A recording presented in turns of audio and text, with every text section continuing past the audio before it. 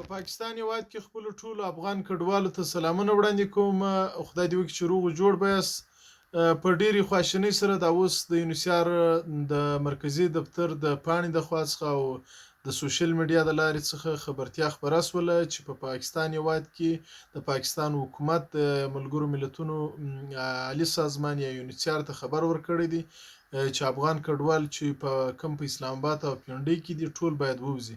یو هغه افغان کډوال چې قانوني ویزې ولري او پاسپورټونه ولري هغه به نه وځي. وخت یې تر 28 فبروري تر میاشتې یعنې تر فبروري د میاشتې تر اخرنۍ نیټې پورې وخت ورکړی. یو هغه کسان چې د بار په تمه ناست وي بار د اپلای یې کړی وي هغه تر 31 مارچ 2025 پورې وخت لري.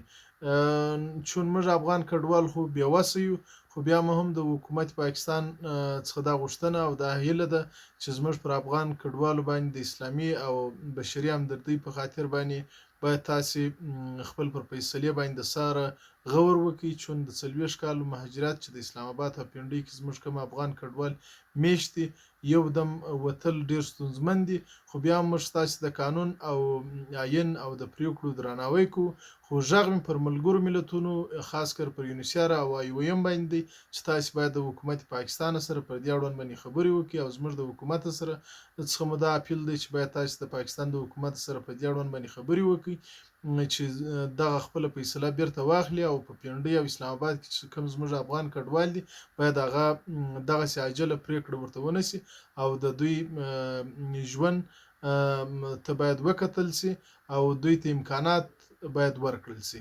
مننه.